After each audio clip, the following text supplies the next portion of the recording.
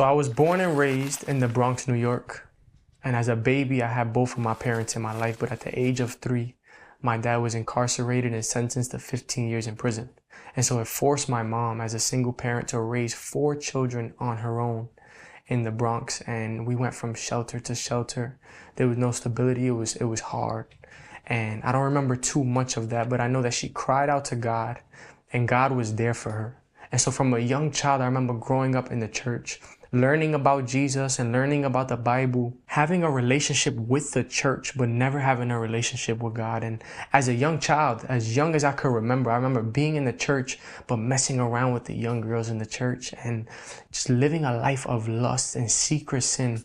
And the root of that is because at a young age, I was exposed to masturbation and pornography. And so as I got older, I was in the church, but always living in secret sin. And once I hit an age where I told my mom, I don't want to go to church this Sunday, and she let me stay home, from there, I completely stopped going to church. I turned my back on God because I thought that the world had more to offer me than what God had to offer me. And so I began looking up to all the wrong men because my dad wasn't in my life. So I started just chasing vanity, chasing the things of this world, chasing money, chasing fame, caring about my clothes, idolizing what I put on my body, trying to seek purpose in different sports, living a life of fornication, sleeping around with different women. And I remember graduating high school and I was pursuing a boxing career. And as I was on that journey pursuing a boxing career, I got involved with gambling. And when I got involved with gambling, man, it affected me so much. It just made me depressed. It made me angry. You know, I would be high when I would win and I would be so low when I would lose. And it was just, I became addicted to gambling. And so what I would do is I would smoke. So when I would lose, I would smoke. And that would be my high, you know, for the moment. And then when I would win, I would smoke because then that would be my high when I win. And so I just was getting caught up in this lifestyle and it started affecting my career. So I was gambling every single day, smoking weed every single day. And so I remember that New Year's came and I told myself, I said, I am going to stop gambling. And I did, but I started smoking more. I started getting more involved in the streets, started selling drugs in the streets, sleeping with different women in the strip clubs, in the clubs, parties, lounges, fighting, just living a lifestyle just full of sin. And so I remember that year passed. And the next year I said, you know what, this year I'm going to stop smoking. Because I was smoking literally every single night. And I told myself, this year I'm going to stop smoking. And I remember I did for the first couple weeks. But then I was fornicating and having sex with more women than I've ever had. And so it was like my whole life I just kept filling one sin for another sin and another sin. I was never satisfied. Sin wasn't filling me and my sin was just getting worse.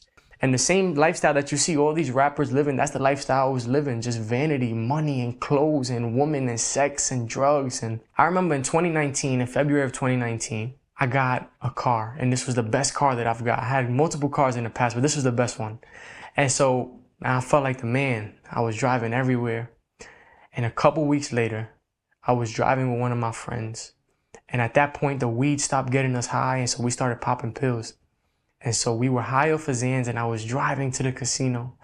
And we drove to the casino. I had a couple thousand on me, and when we left the casino, we were driving home. I got into an accident, and the car was totaled. I remember I got out the car and just fell on the highway. And I woke up in the hospital with the IVs in my arm. And I just remember pulling them off and trying to leave the hospital and them bringing me back into the room. And so from that day, nothing changed. I was still living the same lifestyle, still selling and smoking and drinking, partying and all those. But I started thinking different. I started having thoughts like, is God real? If God is real, would I be in hell right now? And so I started just getting hit with reality. And so I would be with my friends and we'll be smoking. And I'll be asking them, do you guys believe in God? Do you guys believe in God? And some will say yes and some will say no. And, you know, I was like subconsciously seeking after God. And there was a point in time where God just was removing the veil from my eyes. And he was just showing me how everything in my life happened for a reason. But I was still living in my sin. And so I used to smoke in a building. And in that building, my grandma lives there. And I was smoking the staircase. And so one day, I just said, you know what? I'm going to ask my grandma if I could smoke in her apartment.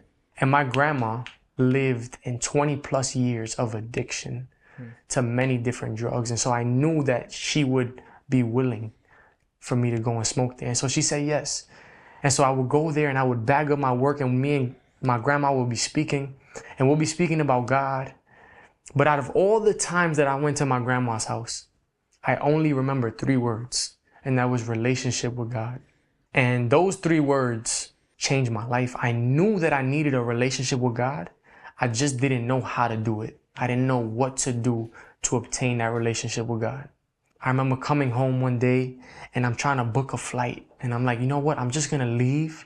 I got to get away from the people I'm around. I got to get away from the things that I'm doing, the weed that I'm surrounded with, the parties. I just need to get away. So I remember looking up Bora Bora and I'm like, you know what? I'm going to take a trip to Bora Bora. And like that day or the next day, my aunt texted me and she said, hey, we just got the house in North Carolina. You should come down here and you know, spend time with the family and just get away. And I knew that's what I needed. I knew I needed to get away. And so I said, you know what? It would be a blessing if I go down there because I'd be able to take a vacation, get away, and go spend time with the family. And so I did. And I booked a bus ticket to go down there. And so that weekend before I was going, I remember I just was popping pills. It was like my birthday weekend. We was smoking. I smoked more than ever that weekend, knowing like it was like I knew I was about to change. So I just was smoking. And so the bus ticket was for Tuesday at 9 at night. And I had got so high Sunday that the next day, Monday, I just went to the bus station. And I got there and I'm about to get on the bus and I showed them my ticket and the guy's like, your ticket is not for today, it's for tomorrow at 9 at night. You're here at Monday, 9 in the morning. And I remember I said, can I still get on? And he said, I mean, you can pay to get on, but you'll be waiting in Washington, D.C. for like 9 hours. And I remember I told him, I said, I had to make a decision right there. And I said, I need to get out. And I got on the bus and I went. And I got to Washington, D.C. And once I got to Washington, D.C., there was a bus that was heading to North Carolina. And I ran and I got to it. And the guy said, yeah, you can get on. And I remember I got to North Carolina and my aunt was like, wow, nobody has ever gotten to North Carolina this fast. But I remember how I felt when I got there. I was so anxious and afraid. This was my first time in like 2 or 3 years that I'm about to go to sleep without smoking. And for me, I'm afraid. I'm like, I don't want to have to go looking for weed. I don't know what this looks like. This is unknown. I've never been in this position before. I used to smoke whenever I wanted because I was selling drugs. And so I was worried. I was just anxious. And my aunt to this day tells me, I remember that first day when you came. And so that night, I prayed. It was my first time in a long time that I prayed and I cried out to God. I said, Lord, let me sleep. Let me fall asleep without having to smoke, without having to have sex, without having to pop pills. Let me sleep. And he answered my prayer. And I didn't just fall asleep. Like I slept like a baby. And I woke up the next day and I'm like, wow, this is real. And so I remember being so afraid that day. I worked out like 3 times just trying to make myself fall asleep. But the nighttime came and I was going through all the same emotions. And I prayed and I said, Lord, please let me sleep. He let me sleep again like a baby. And so the next day was my first time in church in a long time. When I went to church, I remember just walking in and going to my seat and they were worshiping.